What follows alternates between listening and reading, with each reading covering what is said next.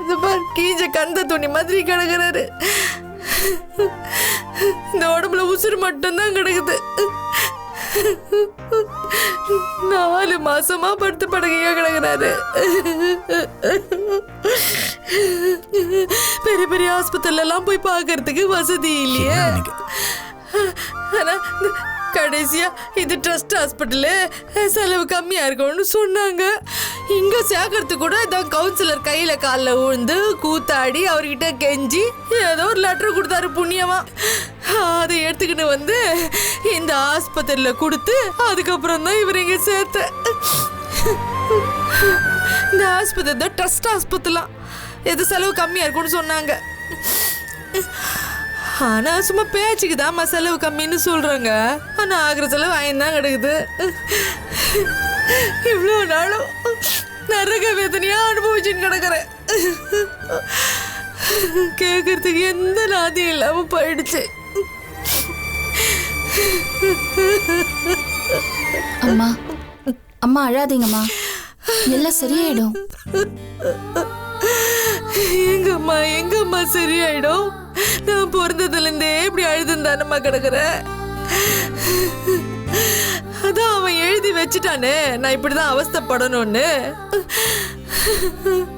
தங்கமான ஒரு பொண்ணு நான் பெத்தோம், உன்னை கருத்தா வச்சுக்க தெரியலையே. தூக்கி வீசிட்டேனம்மா.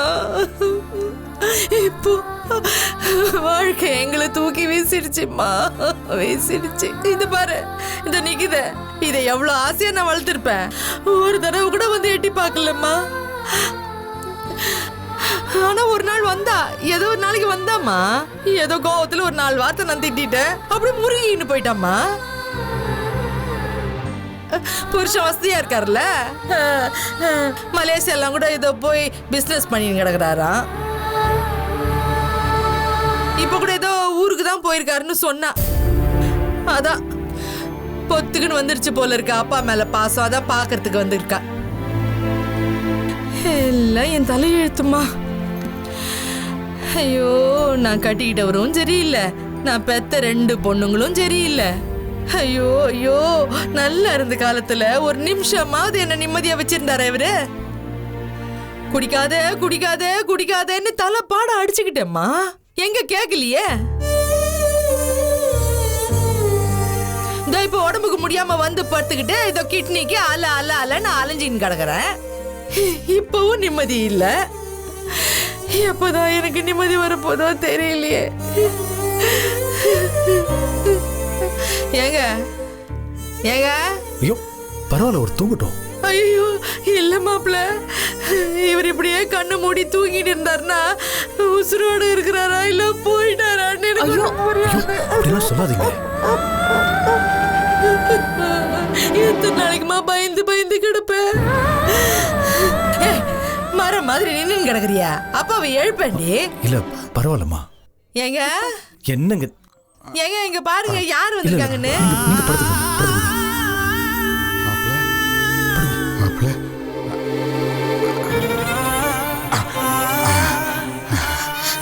மாப்பிள்ளைங்க ஏதோ பொண்ணு வந்திருக்காங்க. ஸ்ட்ரெயின் பண்ணிக்காதீங்க, பரவாயில்ல. படுத்துக்கங்கப்பா. எப்படி இருக்கீங்க? நல்லா இருக்கேன். உட்காருமா. எல்லாம் சரியாயிடும். படுத்துக்கோங்கப்பா.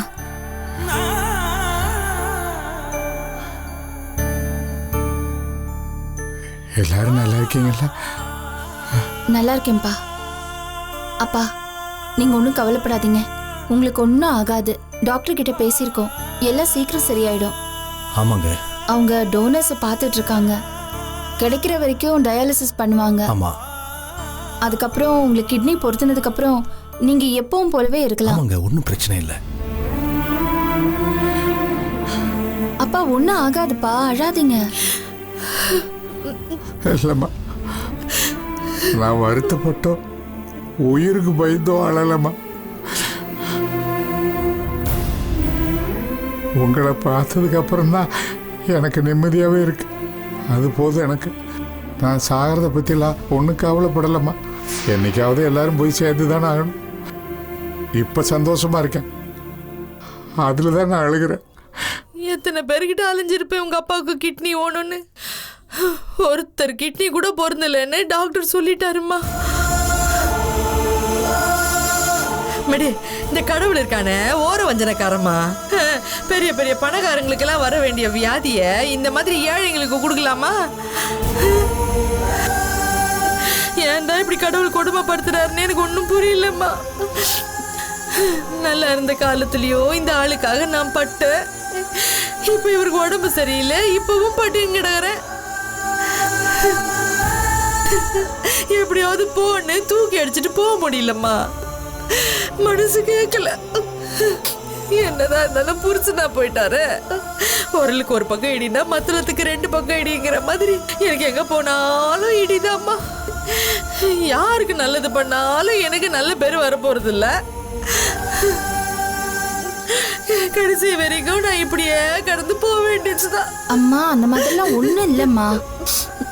இங்க பாருங்க, நீங்க நிறைய கஷ்டப்பட்டிருக்கீங்க. இப்பதான் நான் வந்துட்டேன்ல, இது பாருங்க, நான் பாத்துக்கிறேன். நீங்க அமைதியா இருங்க. மீனாட்சி, எனக்காக நீ ரொம்ப செலவு பண்றது என் மனசுக்கு என்னமோ சரின்னு படலம்மா. நான் இருக்கிற வரைக்கும் இப்படியே இருந்துட்டு போயிடுறேம்மா. இனிமே எனக்கு வாழ்றதுக்கு உண்டான ஆசையெல்லாம் போச்சுமா.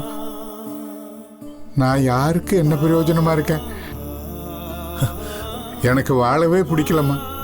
எதுக்கு நான் தண்டமா? அப்பா அந்த மாதிரிலாம் பேசாதீங்க. இல்லம்மா, மனசு நொந்துதாம்மா பேசுறேன். அதனாலதான் சொல்றேன், எனக்காக நீ எதுவும் வீணா செலவு பண்ண வேண்டாம்மா. எனக்கு ஏதாவது நீ பண்ணணும்னு நினைச்சீன்னா உங்க அம்மா இருக்கால, அவளுக்கு பண்ணுமா. கடைசி வரைக்கும் கஷ்டப்படுறாம்மா. மாசக்கணக்கில் நான் ஹாஸ்பிட்டலில் படுக்க வச்சு நாயா பேயா அலைஞ்சிக்கிட்டு இருக்காம்மா. எப்படியோ அலைஞ்சு காசை புரட்டிக்கிட்டு வந்து இருக்கிற பண்ட பாத்திரம் எல்லாத்தையும் வித்து எப்படியோ என்னை இந்த நிமிஷம் வரைக்கும் காப்பாற்றி வச்சிருக்கா.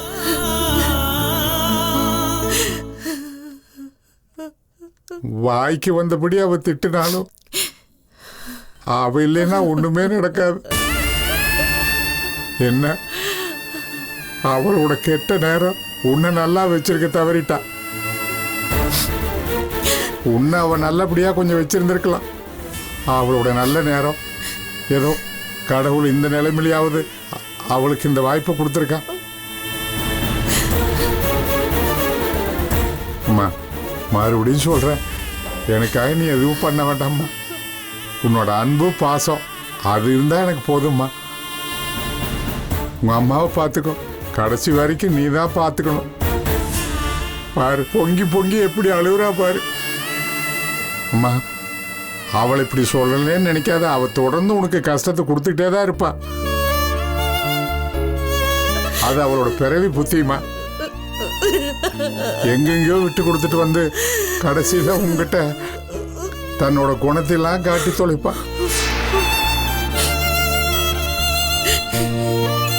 ஏதோ அவ வயிற்றுல பிறந்துட்டுமே நினைச்சு அவளை கொஞ்சம் மன்னிச்சு ஏத்துக்குமா. எதுக்கு இப்படி யோசிக்கிறீங்க? நாங்க தான் பாத்துக்கிறோம் சொல்றோம்ல. டாக்டர் கிட்ட நாங்க இத பத்தி பேசிட்டோம்.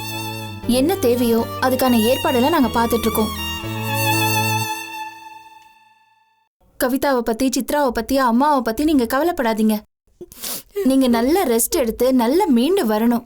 அதுதான் இப்ப முக்கியம். அங்க பாருங்க மாப்பிள்ள, என்ன எவ்வளவு திட்டுனாலும் என்ன பாக்குறப்பெல்லாம் பொங்கி பொங்கி அழுகுறா பாருங்க. அதுதான் அவளோட பாசம். சில பேரோட குணம் அப்படி. என்ன சடார் சடார்னு பேசுவா. நீ தாமா பொறுத்து போகணும். போது நிறுத்தியா? எப்ப பார்த்தாலும் நான் திட்டுறேன், கரிச்சு கொட்டுறேன், இதே சொல்லின்னு கிடக்காத. எல்லாருக்கும் நான் நல்லது பண்ணாலும் கடைசியில சண்டைக்காரிங்கிற பேரை தான் நான் வாங்கின்னு கிடக்குறேன். பரவாயில்ல, போயிட்டு போகுது. கடைசியில நான் அப்படியே போய் சேர்றேன். அம்மா, அதெல்லாம் ஒண்ணும் இல்லம்மா. இது பாருங்க, நீங்க இன்னும் இது மாதிரி பேசிட்டு இருந்தீங்கன்னா உடம்பு தான் கெட்டு போகும். கொஞ்சம் அமைதியா இருங்க. நீங்க அமைதியா இருங்க. இவ்வளவு தூரம் கஷ்டப்பட்டுட்டீங்க, இனிமே கவலையை விடுங்க. நீங்க ரெஸ்ட் எடுங்க. நாங்க இருக்கோம். நாங்க டாக்டரை பார்த்து பேசிட்டு வரோம். மீனாட்சி, நம்ம டாக்டர் பார்த்துட்டு வந்துடலாமா? அப்புறம் இத மாப்பிள்ளை, செலவுக்காக வச்சுக்கோங்க. ஐயோ வேணாம் மாப்பிள்ளை, பரவாயில்ல, வேணாம் வச்சுக்கோங்க. ஐயா வேண்டாம் மாப்பிள்ளை. இல்ல, இருக்கட்டும், பரவாயில்ல.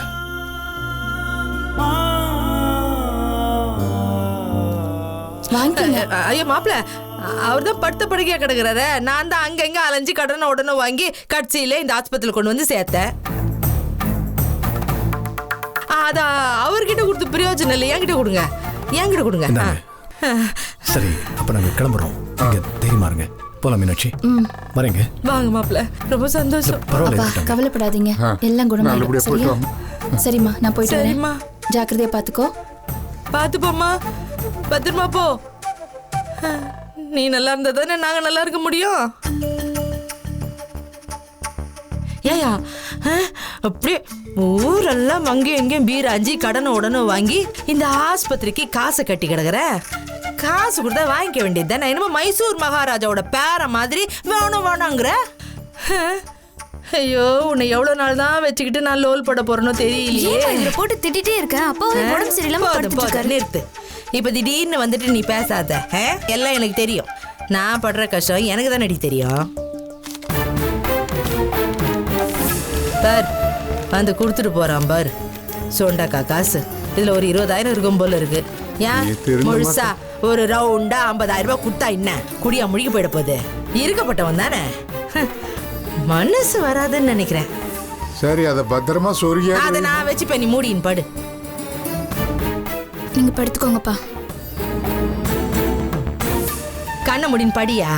உன்னை பார்த்துக்கிட்டே இருக்கணும் போல ஒண்ணும் தோணும். வேணாப்பா, நீ பார்த்து ஒன்னும் விடிய போறது கிடையாது. கண்ணை மூடு, தூங்கு.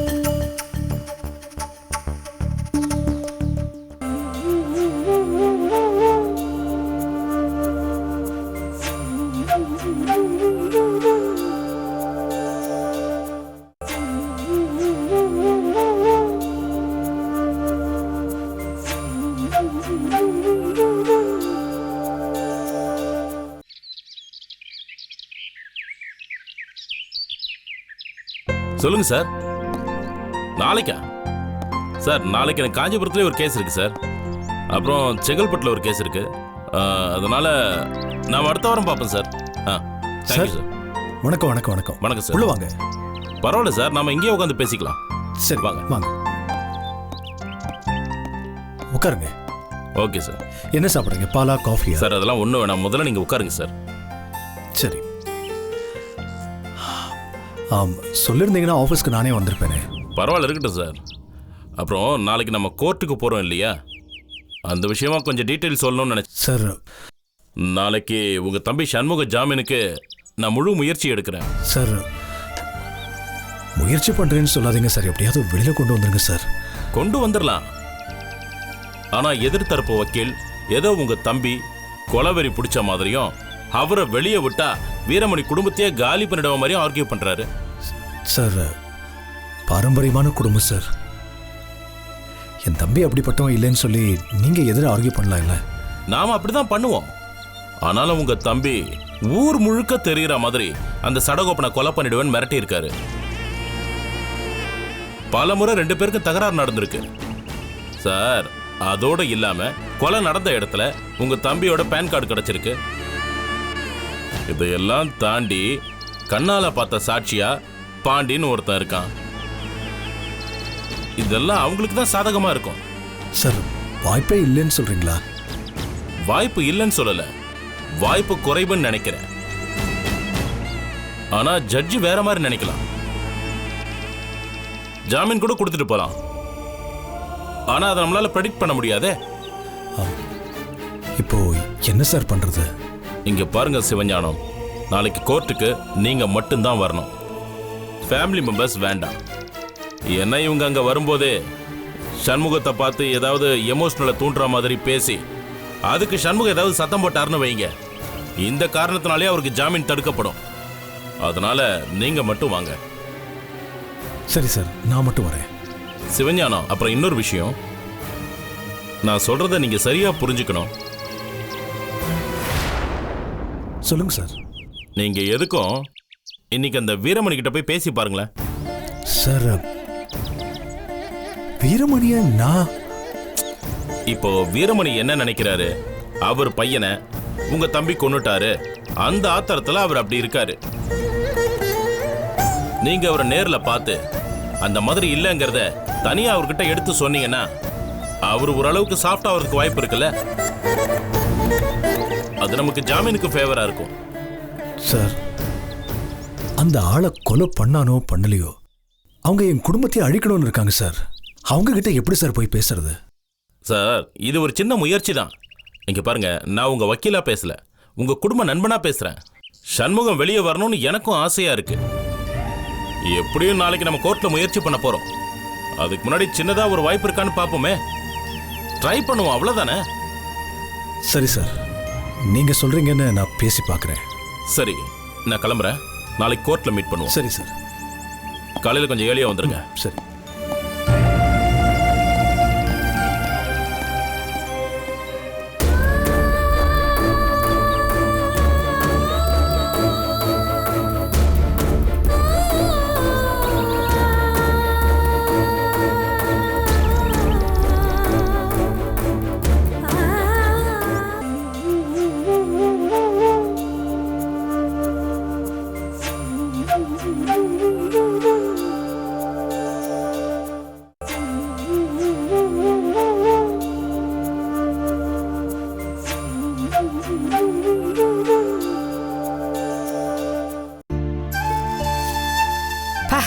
பழமா இது ஜூஸே வர மாட்டேங்குது. தோல் தான் இப்படி கிடக்குது.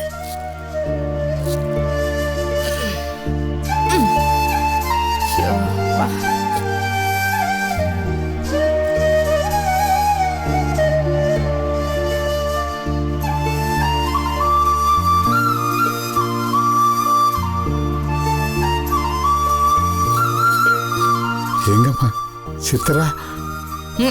சித்ராவா? அது சிட்டா பறந்து போச்சு.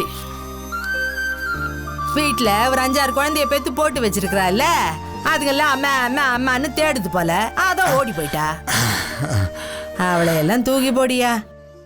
உனக்கு கடைசி வரைக்கும் நான் தான் கூட இருக்கணும். ஆமா, நான் தான் பாதுகாப்பு, உனக்கு தெரிஞ்சுக்க. ஏமா, நான் சொல்றேன்னு தப்பா எடுத்துக்காதம்மா. மீனாட்சி என் மேல எவ்வளவு பாசமா இங்க வந்து உதவி பண்ணிட்டு போறா. நீ எவ்வளவு தூரம் அவளை கஷ்டப்படுத்திருப்ப, அதெல்லாம் அவன் மனசுலயே வச்சுக்காம எவ்வளவோ செய்யறாளம்மா. இத பாரு ஏமா, அவ உன் பொண்ணு தானே, கொஞ்சம் அனுசரிச்சு நடந்துக்குமா. பாரு, பழையபடிலாம் நடந்து கூடாது. யோ, எனக்கு புத்திமதி சொல்றத நிறுத்து.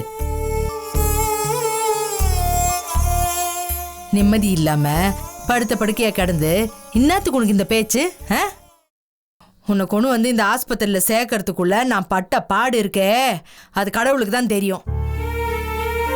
இருக்கிற அண்டா குண்டா எல்லா பொருளையும் எடுத்துட்டு போய் அடகு வச்சு அங்க இங்க கடனை வாங்கி அதை எடுத்துக்கிட்டு வந்து இந்த ஆஸ்பத்திரியில கட்டி உன்னை சேர்த்து வச்சிருக்கேன். நான் தலையெழுத்தோ, வாயில வராத வார்த்தையெல்லாம் அவங்க சொல்றாங்க, எனக்கு ஒரு இழவும் புரிய மாட்டேங்குது. 1000 கணக்கில் செலவாகுமா.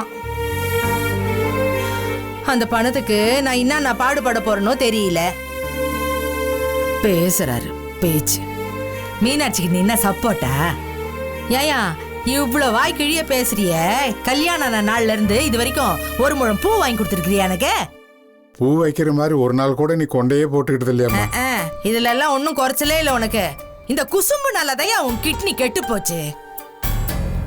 பேர பாரு, காற்று கோயந்தன்னு. இப்ப சொல்லு, காற்று கோயந்தன்னு. இப்ப கிட்னி கோயந்தன்னு தான் சொல்லுவாங்க எல்லாரும் உன்ன. அடிப்பாவி. ஆனா ஒன்னு சொல்லிட்டு மாடி, நீ இன்னும் மாறவே இல்லையாம்மா. நீயும் மாறவே இல்லையா? அப்படியே பேசின்னு கிடக்குற.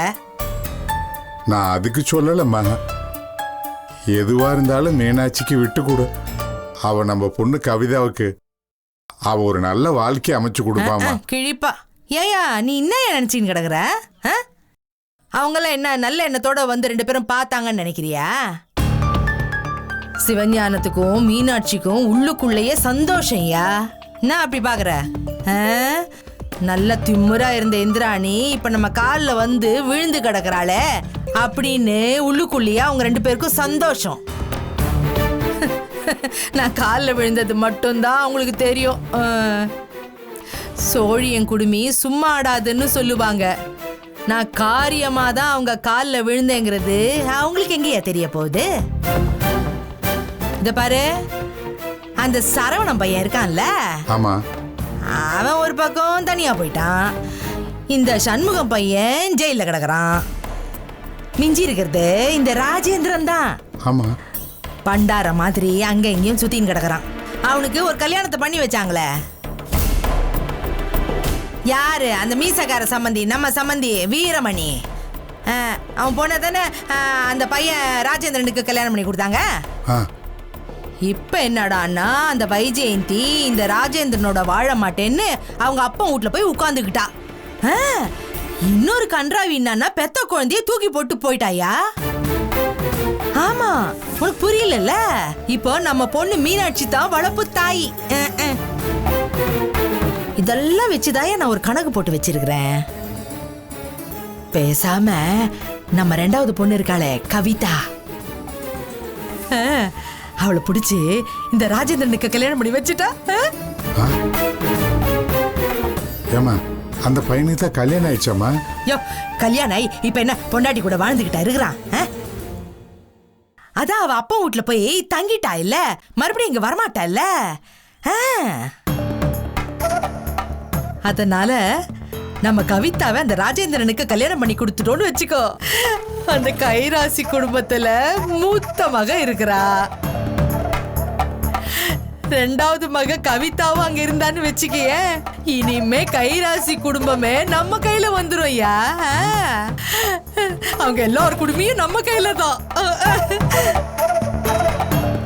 ஏமா முட்டாள்தனமா முடிவெடுத்துட்டு பின்னால சிக்கல்ல மாட்டி கூடாதுமா. எல்லா முடிவும் நாங்க எடுத்துக்கிறோம், நான் பாத்துக்கிறேன்யா, நீ பேசாம இரியா. ஐயோ, இத பாரு, நான் ஏற்கனவே அந்த சரவணன் பையனுக்கு கவிதாவை கல்யாணம் பண்ணி கொடுக்கணும்னு ஒரு கணக்கு வச்சிருந்தேன். என்ன அது தப்பி போச்சு, என் யோசனையும் லேட் ஆயிடுச்சு. அத கடவுள் மனசுலயே வச்சுக்கிட்டு இருந்து இப்ப அந்த ராஜேந்திரனை அப்படியே ஒதுக்கி விட்டுட்டாரு. இப்ப அவன் காலியா தானே கிடக்குறான், கவிதாவை பிடிச்சி கல்யாணம் பண்ணி வச்சிட வேண்டியது தானே. ஏமா இதுக்கு கவிதா ஒத்துக்கோலாமா? என்னதே, அந்த கவிதா ஒத்துப்பாளா இல்ல கல்பனா ஒத்துப்பாளாங்கிறதெல்லாம் கணக்கு இல்ல. நான் போட்ட கணக்கு சரியா இருக்கும் ஐயா, நீ பாத்துக்கிட்டே இரு. ஆமாய்யா, போக போக அந்த கைராசி குடும்பம் கிட்ட மாட்டிக்கிட்டு என்ன ஆட்டம் ஆட போகுதுன்னு. இனிமே அவங்க எல்லாரோட குடுமையும் என் கையில. பாத்துக்கிட்டே இரு, என்ன நடக்குதுன்னு மட்டும் பாரு.